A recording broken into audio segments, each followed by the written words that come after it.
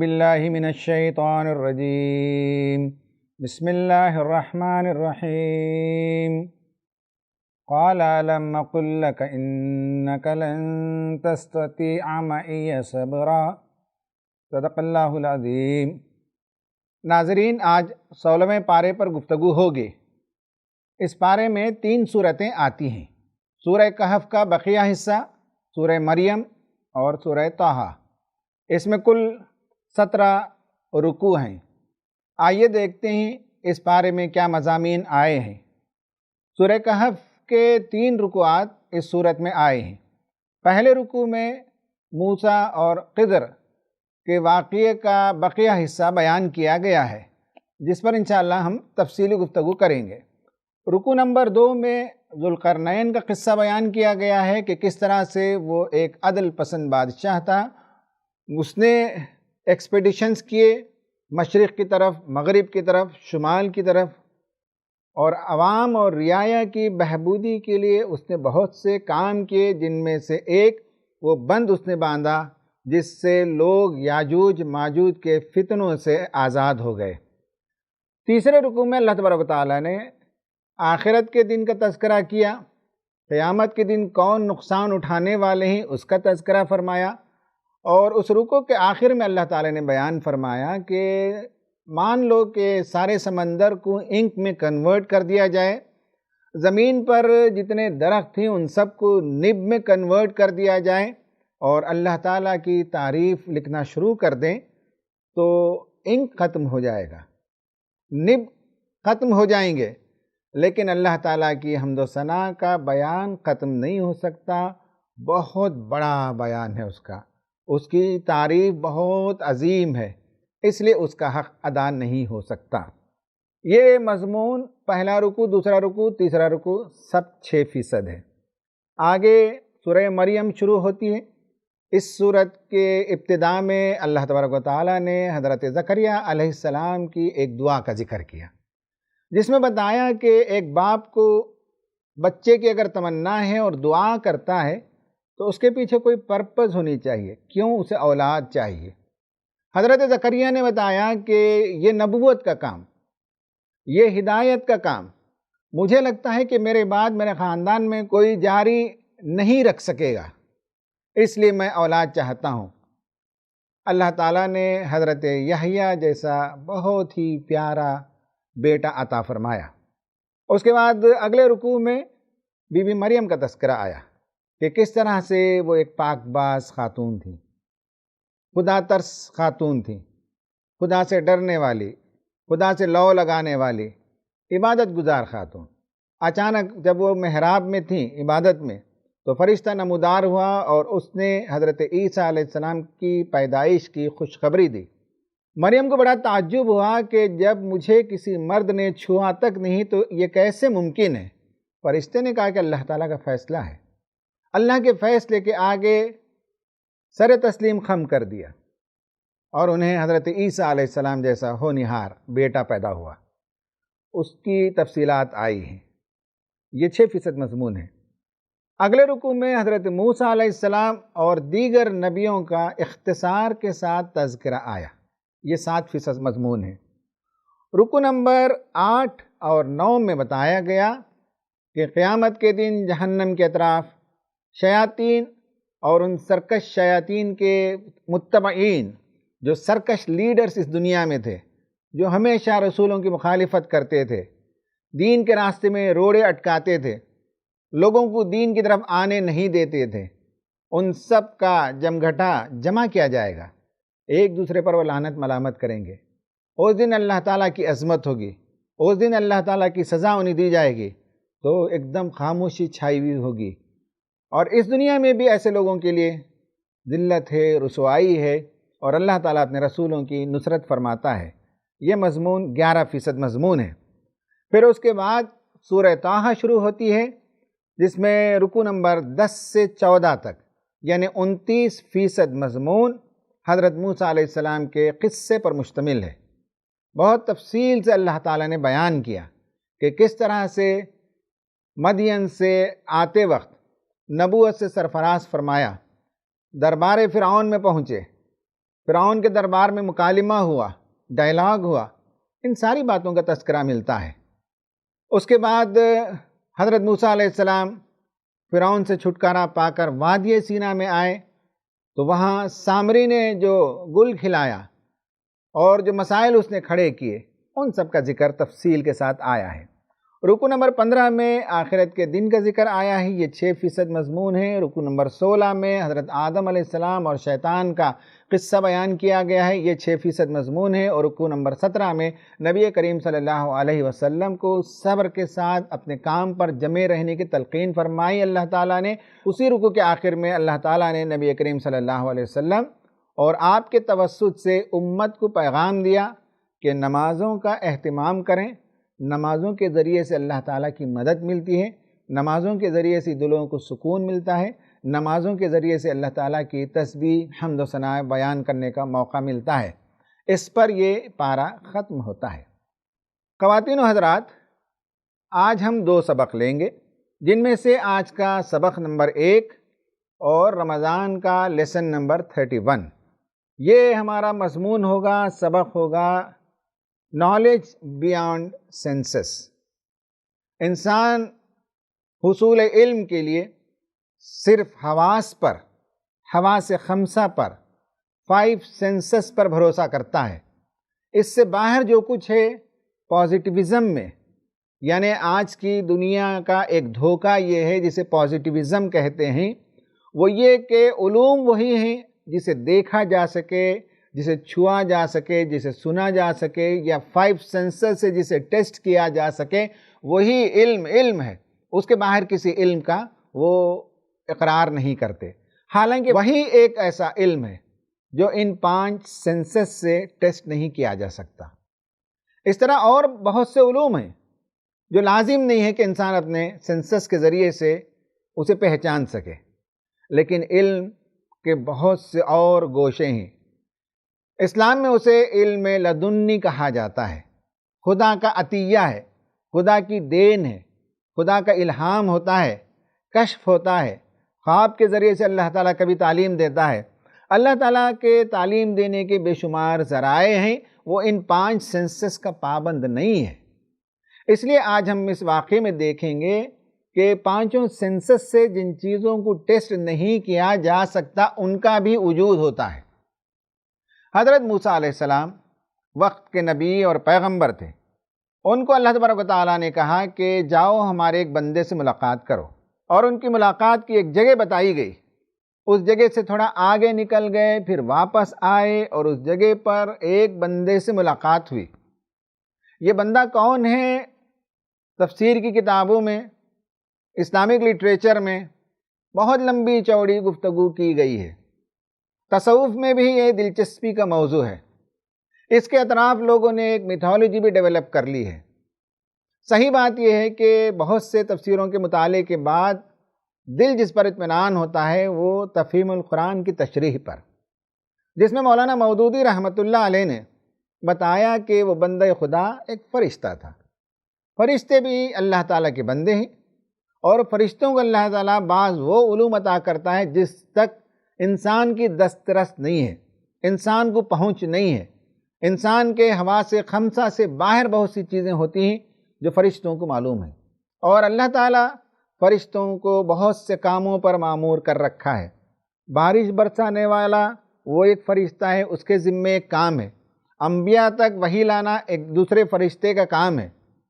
اسی طرح مختلف پلانٹس میں اللہ تبارک و تعالیٰ نے مختلف فرشتے مقرر کیے ہوں گے۔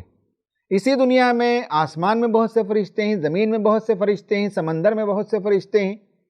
فرشتوں کو الگ الگ کام دیا گیا ہے۔ ان میں سے ایک فرشتہ سے ملاقات حضرت موسیٰ کی ہوئی۔ مفسرین نے ان کا نام خضر بیان کیا ہے۔ حضرت خضر علیہ السلام لوگوں نے لکھا ہے، اور وہ انسانی شکل میں نمودار ہوئے۔ جس کشتی پر سوار ہوئے وہ بہت ہی نیک دل لوگ تھے، اس کے مالکان۔ انہوں نے دونوں کو مفت میں بٹھا لیا، بغیر کسی رقم لیے کے، ٹکٹ لیے ان کا سفر آگے چلنے لگا۔ جب اترنے لگے تو خضر نے اس کشتی کو چھید کر دیا۔ حضرت موسیٰ علیہ السلام سے رہا نہیں گیا، صبر نہیں کر سکے، کیونکہ آپ نبی تھے اور شریعت کے خلاف کوئی بھی کام ہو تو نبی کا بھی یہ کام ہوتا ہے، نبی کے بعد امتیوں کا بھی یہ کام ہوتا ہے کہ وہ روکے ٹوکے۔ تو انہوں نے جب روکا تو خضر نے کہا کہ میں نے نہیں کہا تھا کہ تم صبر نہیں کر سکتے؟ پھر موسیٰ نے کہا اچھا ٹھیک ہے، میں تسلیم کرتا ہوں، سیکھنے کے لیے آیا ہوں۔ پھر دوسرا واقعہ یہ ہوا کہ اس آئی لینڈ میں پہنچنے کے بعد جا رہے تھے تو راستے میں ایک بچے کو خضر نے قتل کر دیا۔ موسیٰ علیہ السلام نے پھر پوچھا کہ بھلا چنگا بچہ تھا، کیا بات ہے قتل تم نے کر دیا؟ خضر نے کہا کہ میں نے تم سے نہیں کہا تھا کہ سوال نہیں کرو گے؟ اچھا ٹھیک ہے۔ پھر آگے بڑھے اور ایک بستی میں پہنچے، اس بستی والوں نے ان دونوں کی مہمان نوازی کرنے سے انکار کر دیا۔ اس کے باوجود ایک دیوار جو گر رہی تھی، موسیٰ علیہ السلام اور خضر دونوں نے مل کر اس دیوار کو کھڑی کر دی۔ حضرت موسیٰ علیہ السلام کو یہ بھی ناگوار ہوا۔ اس کے بعد حضرت خضر نے اس کی حکمت بیان کی۔ آیت نمبر 79 سے 82 تک اس کا ذکر ملتا ہے۔ اما السفینۃ فکانت لمساکین یعملون فی البحر فاردت ان اعیبها وکان وراءہم ملک یأخذ کل سفینۃ غصبا۔ تینوں کا تذکرہ حضرت خضر نے کیا اور بتایا کہ میں نے کشتی کو اس لیے چھید کر دیا کہ یہ مسکین، یہ سیدھے سادے لوگ ہیں، اور یہ مالکان کشتی کا بہت برا ہونے والا تھا کہ کشتی اس جگہ پہنچنے کے بعد اس آئی لینڈ میں وہاں ایک ایسا بادشاہ رہتا ہے جو اچھی کشتیوں کو غصب کر لیتا ہے، ان کشتیوں کو ہڑپ لیتا ہے، اس لیے میں نے اس میں عیب کر دیا۔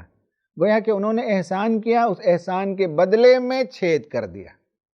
یہ اللہ تعالیٰ کا فیصلہ ہے کہ جس کے نتیجے میں ان کی کشتی بچ گئی اور روز کی روٹی اسی سے وہ کماتے تھے۔ دوسرا، جہاں تک اس نوجوان بچے کے قتل کا واقعہ ہے، خضر نے کہا کہ اس بات کا اندیشہ تھا کہ وہ لڑکا سرکش ہو جائے یا کفران نعمت کرنے لگے۔ ماں باپ کے لیے اس میں بڑی اذیت ہوتی، اس لڑکے کی چال چلن، اس لڑکے کے طور طریقے، اس لڑکے کے دوست آشنے، اس لڑکے کی دلچسپیاں اور مشغولیات، اس سے اندازہ ہو رہا تھا کہ وہ بگڑ رہا تھا۔ تو اللہ تعالیٰ کا حکم ہوا تو اس کی جان لے لی گئی۔ تیسرا واقعہ یہ ہے کہ اس دیوار کے نیچے یتیم بچوں کا مال چھپا کر رکھا گیا تھا، اور صالح ماں باپ کی صالحیت کا اثر اور اجر یہ ہے کہ ان کی اولاد کو ملتا ہے۔ تو اللہ تعالیٰ نے فیصلہ کیا کہ اس مال کو چھپا کر رکھا جائے یہاں تک کہ وہ یتیم بچے بڑے ہو جائیں تو اپنا مال ریکور کر لیں۔ یہ مشیت تھی۔ آخر میں کہا وما فعلتہ عن امری، اول کہا کہ رحمت من ربک، یہ تمہارے رب کی رحمت ہے، کشتی کا چھیدا جانا بھی خدا کی رحمت ہے، بچے کو اٹھا لیا جانا بھی خدا کی رحمت ہے، اور جو لوگ حسن سلوک نہیں کرتے، کھانا نہیں کھلاتے، مہمان نوازی نہیں کرتے، اس گاؤں کے لوگوں کی مدد کر دینا بھی ایک رحمت ہے۔ وما فعلتہ عن امری، میں اس میں سے کوئی کام اپنی طرف سے میں نے نہیں کیا۔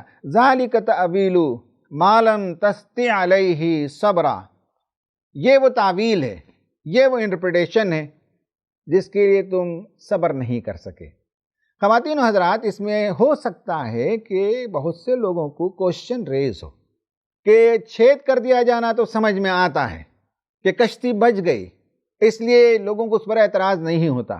تیسرے نمبر کا جو کام ہے، جن بستی والوں نے مہمان نوازی نہیں کی، اس بستی کے لوگوں کے ساتھ ایک اچھا خیر کا کام ہو گیا، دیوار کھڑی کر دی گئی، حالانکہ اس کے نیچے جو کچھ تھا وہ دوسروں کو نہیں معلوم تھا، اللہ تعالیٰ کو معلوم تھا کہ اس کے نیچے دفینہ ہے، خزانہ ہے، اور بچے جب بڑے ہو جائیں گے تو اس خزانے کو نکال لیں گے۔ لیکن دوسرے واقعے پر بعض نوجوان مجھ سے سوال کرتے ہیں کہ بچے کو کیوں قتل کر دیا گیا؟ میں آپ کو یہ بتانا چاہتا ہوں کہ اولاد ایک نعمت ہے، اور اللہ تبارک و تعالیٰ کبھی اولاد دیتا ہے، یہ اس کی آزمائش ہے، کبھی اولاد نہیں دیتا، یہ بھی اس کی آزمائش ہے۔ اولاد دینے کے بعد اولاد اچھی ہو جائے، یہ بھی اللہ تعالیٰ کی طرف سے ایک آزمائش ہے، ایک انعام ہے، اور اولاد دے اور اولاد بگڑ جائے اور ماں باپ کی رسوائی کا سامان کریں، یہ بھی اللہ تعالیٰ کی طرف سے ایک آزمائش ہے۔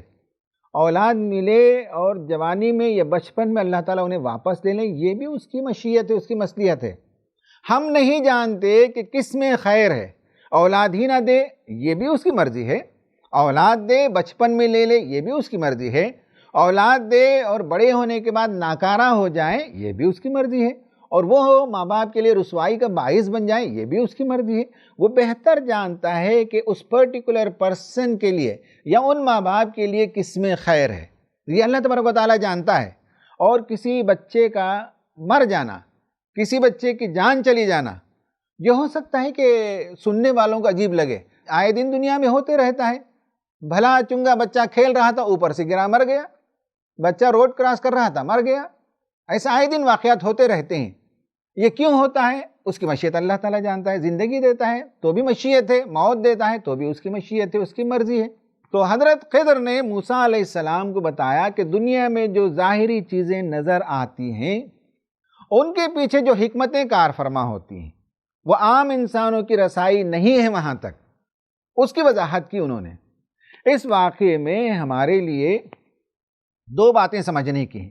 ایک، حضرت موسیٰ علیہ السلام کا جو پرپز آف وزٹ تھا وہ لرننگ کے لیے تھا، سیکھنے کے لیے تھا، اور دوسرا کاسمک کانشیسنس کے لیے تھا۔ لیسنس اینڈ لرننگ، سیکھنا ہو تو 3 لیسن ہے۔ ایک ہے انتھوزیازم چاہیے لرننگ کے لیے، جوش اور جذبہ چاہیے سیکھنے کے لیے، علم حاصل کرنے کی پیاس چاہیے۔ ایسا نہیں ہے کہ بچے مارے بندے پڑھ رہے ہیں، امتحان کے لیے پڑھے جا رہے ہیں، 35 نمبر کے لیے پڑھے جا رہے ہیں، ڈگری کسی طرح سے مل جائے اس کے لیے پڑھے جا رہے ہیں۔ یہ علم نہیں ہے۔ علم تو یہ ہے کہ آدمی اپنی عقل کو لگائے، چیزوں کو سمجھے، کائنات کے راز کو منکشف کرے، حقیقتوں کی پہچان ہو، اور جو بڑی حقیقت ہے خدا تعالیٰ اس تک اس کی رسائی ہو، یہ ہے علم۔ اس کے لیے انتھوزیازم ہونا چاہیے۔ نمبر 2 یہ ہے کہ علم حاصل کرنے کے لیے پولائٹنس چاہیے، تواضع چاہیے، ادب چاہیے۔ اکڑ فوں کے ساتھ علم حاصل نہیں ہوتا۔ اور تیسرا لیسن یہ ہے کہ پیشنس اینڈ کمٹمنٹ، صبر چاہیے اور لگے رہنا چاہیے۔ بات سمجھ میں آئے تو بھی ٹھیک، بات نہ سمجھ میں آئے تو بھی ٹھیک، لیکن لگے رہنا چاہیے، یہ لیسن ہے۔ لیسن اینڈ کانشیسنس 3 لیول ہوتے ہیں۔ ایک ہے سمپل کانشیسنس جو جانوروں کو میسر ہے۔ سیلف کانشیسنس انسانوں کو حاصل ہے، جس میں انسان کے پاس اپنا تھاٹ ہے، ریزن ہے، امیجنیشن ہے۔ لیکن انسانوں میں کچھ لوگ بلند ہوتے ہیں، کچھ اونچی سطح سے معاملات کو دیکھتے ہیں، کچھ معاملات کی تہہ تک جا سکتے ہیں، کچھ حالات کو دیکھ کر آگے کے 50 سال تک کی پیشین گوئی کر سکتے ہیں۔ اس کے لیے شعور کی بلند سطح چاہیے، جسے کاسمک کانشیسنس کہا جاتا ہے۔ انبیاء کو اللہ تبارک و تعالیٰ نے یہ آفاقی شعور دیا تھا، سادہ شعور، ذاتی شعور، آفاقی شعور، simple consciousness, self consciousness, cosmic consciousness. انبیاء اکرام علیہم السلام جو انسانوں کے رہنمائی کے لیے آئے، وہ بلند سطح سے چیزوں کو دیکھتے تھے۔ حضرت ابراہیم کو اللہ تعالیٰ نے وَكَذَلِكَ نُرِي إِبْرَاهِيمَ مَلَكُوتَ السَّمَاوَاتِ وَالْأَرْضِ وَلِيَكُونَ مِنَ الْمُوقِنِينَ۔ آسمان و زمین کی فنکشننگ کے بعض راز ہم نے ابراہیم کو بتا دیے تھے تاکہ وہ یقین کرنے والوں میں ہو جائے۔ نبی کریم صلی اللہ علیہ وسلم کو معراج پر لے جایا گیا، وہاں جا کر بہت سی چیزوں کو بتایا گیا۔ حضرت موسیٰ علیہ السلام کو خضر کے پاس بھیجا گیا، یہ سب کاسمک کانشیسنس کے لیے، آفاقی شعور کے لیے اللہ تعالیٰ انتظام کرتا ہے۔ خواتین و حضرات، ایکشن پلان کیا ہے؟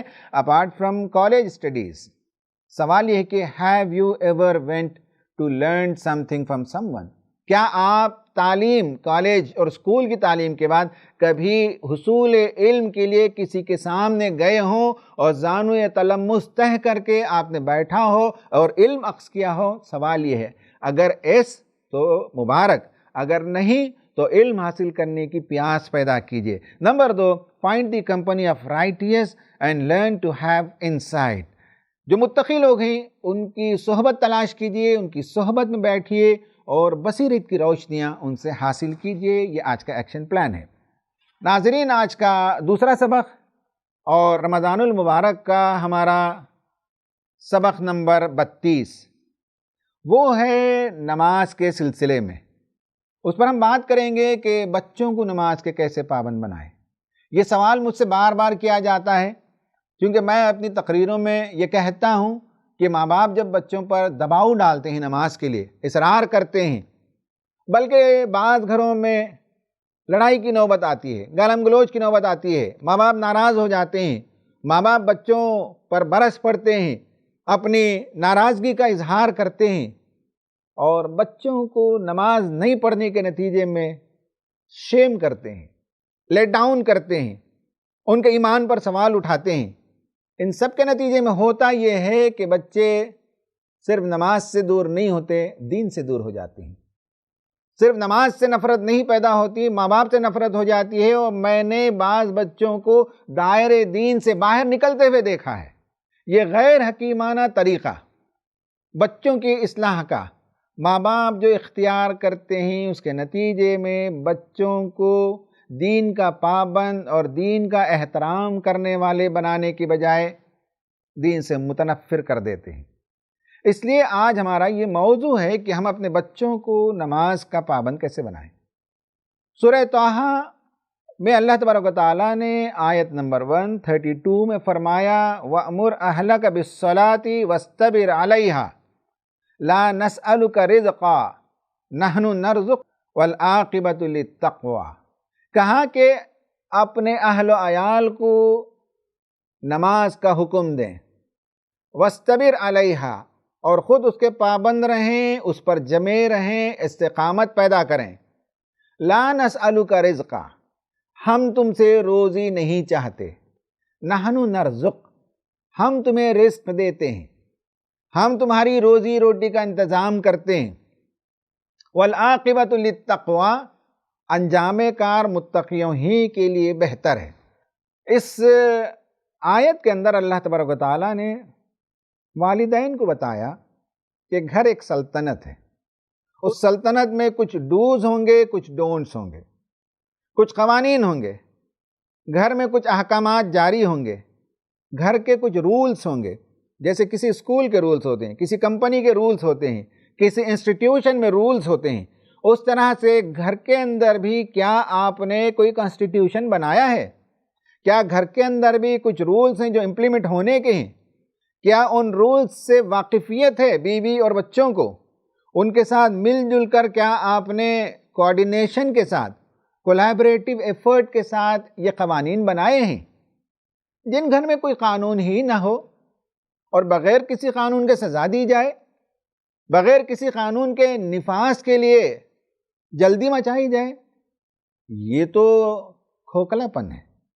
پختگی اس میں ہے، میچیورٹی اس میں ہے کہ گھر کا ایک قانون بنے، بیوی بچے مل کر بنائیں کہ ہمارے گھر کے یہ قوانین ہوں گے۔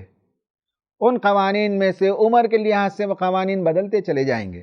بچے 7-8 سال کے ہیں تو قوانین کچھ اور ہوں گے، 10-15 سال کے ہو گئے تو قوانین بدل جائیں گے، بچے 17-18-20 سال کے ہو گئے تو گھر کے قوانین بدل جائیں گے۔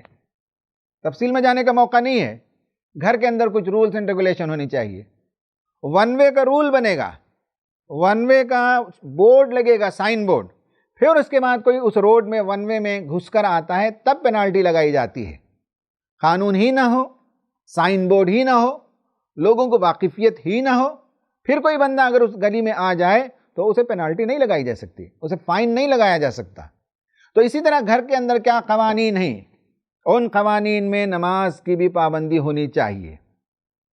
خواتین و حضرات، نماز کے سلسلے میں یا دینداری کے سلسلے میں اچھی طرح سے سمجھ لیجئے کہ اللہ کے رسول صلی اللہ علیہ وسلم نے جو کہا کہ 7 برس تک بچوں کو نماز کا پابند بناؤ، اور 10 سال کی عمر کے باوجود اگر وہ نماز کی پابندی نہیں کرتے تو انہیں پنش بھی کیا جا سکتا ہے۔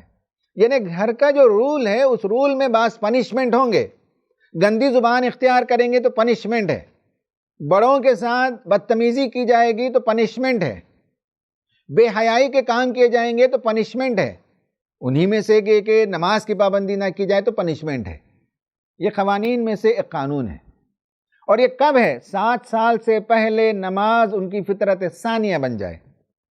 10 سال کے بعد بچے ماں باپ کے اثر سے باہر اور دوستوں کے اثر کے اندر داخل ہوتے ہیں، اور اس کے بعد 12 سال کے جب ہوتے ہیں تو بغاوت کا جذبہ، ریبیلیس ایٹیٹیوڈ پیدا ہونا شروع ہوتا ہے۔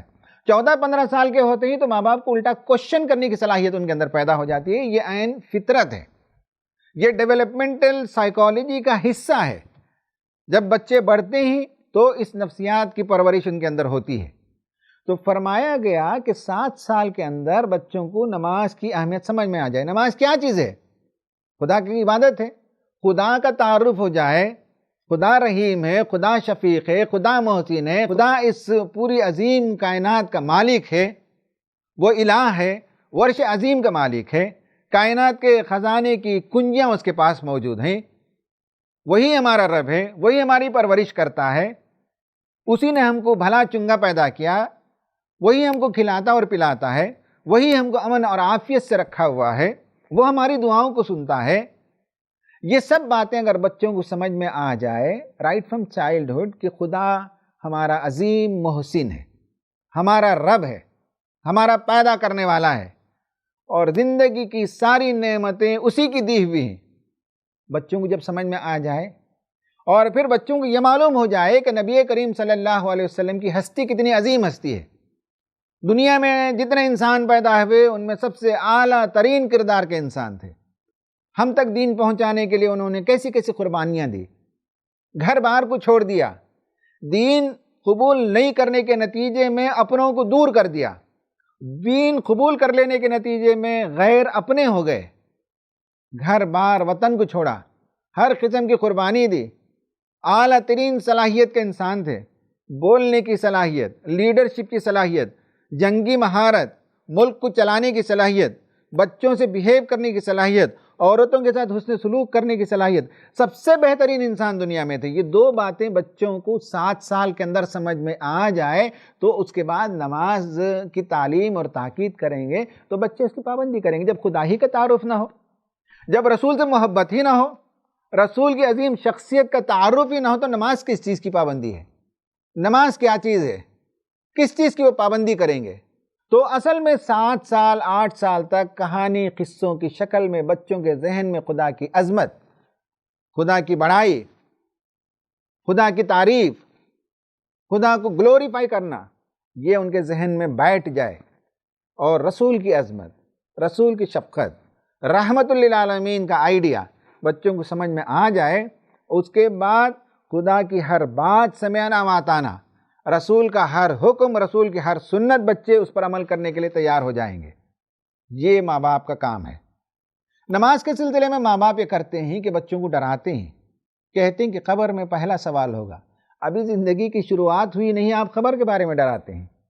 کہا جاتا ہے کہ آخرت میں سب سے پہلا سوال ہوگا، ابھی دنیا انہوں نے نہیں دیکھی ہے، آپ آخرت کے بارے میں ڈراتے ہیں۔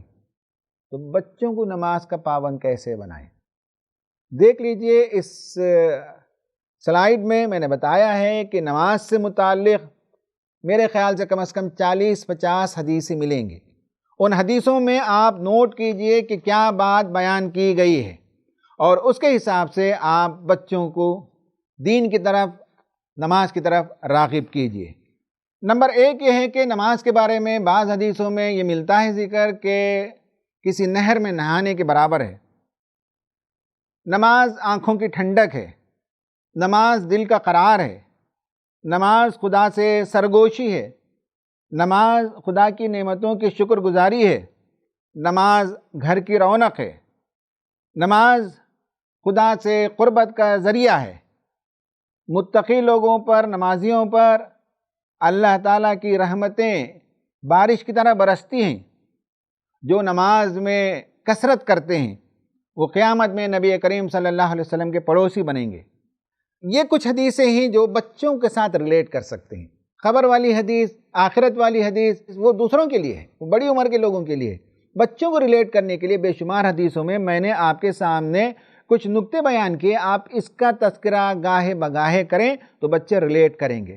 خواتین و حضرات، ایکشن پلان کیا ہے؟ ایکشن پلان یہ ہے کہ نمبر 1 بلڈنگ انکانشیس کمپیٹنس، یعنی غیر شعوری طور پر بچوں کو نماز کا عادی بنا دینا، نماز سے والہانہ محبت پیدا کرا دینا۔ نمبر 2 یہ ہے کہ گھر میں نماز کا ماحول ہو، باپ اگر آفس سے لیٹ سے آئے تو گھر میں نماز ادا کرے، کبھی بچوں کے ساتھ گھر میں نماز ادا کرے، کبھی بیوی کے ساتھ نماز ادا کرے۔ نمبر 3 گڈ اور اینکرڈ وتھ صلاح، اچھی چیزیں گھر میں، نیا کپڑا پہننا ہے جمعے کے دن پہنیں گے، گھر میں اپہولسٹری بدلنا ہے جمعے کے دن، کھانا اچھا بنے گا جمعے کے دن، نمازوں کے اوقات کے ساتھ کھانے کے اوقات منسلک ہو جائیں گے۔ New things and good food anchored with جمعہ، گفٹ فار پنکچویلٹی آف صلاح ان رمضان، کوئی بچہ آپ کا تراویح کی نماز مسلسل جاتا ہے اور پورے 30 راتیں اس نے ادا کی تو اسے گفٹ دینا چاہیے، انکریجمنٹ کرنا چاہیے۔ ٹیک چلڈرن ٹو ڈفرینٹ مسجد، کبھی اس مسجد، کبھی اس مسجد، کبھی اس مسجد ہم بچوں کو نماز کے لیے لے جائیں، کبھی کبھی گھر میں نماز بچوں کے ساتھ پڑھیں، کبھی میاں بیوی رات میں اٹھیں، خدا کے حضور تہجد پڑھیں، دونوں مل کر دعا کریں، دیکھیے کہ اس کی کیا تاثیر ہوتی ہے۔ یہ ہے ایکشن پلان۔ اس میں نے کچھ زیادہ ایکشن پلان دیا ہے کہ بچوں کو نماز کا عادی بنانے کے لیے پورے گھر کا ماحول کو بنانا پڑے گا، میاں بیوی نماز کے عادی بنے، نماز کے ساتھ اچھی چیزوں کو منسلک کر دیں، نماز کے ساتھ اچھے کپڑے، نماز کے ساتھ اچھا کھانا، نماز کے ساتھ کہیں باہر جانا، پکنک میں جائیں تو وہاں بھی نماز کا اہتمام کرنا۔ نماز کو آپ زندگی کے مختلف گوشوں سے جوڑ دیجئے تاکہ بچے نماز کے عادی بن سکے۔ اللہ تعالیٰ سے دعا ہے کہ اللہ تبارک و تعالیٰ ہمیں بھی ہمارے بچوں کی بھی نماز کا پابند بنائے۔ آمین۔ وآخر دعوانا ان الحمد للہ رب العالمین۔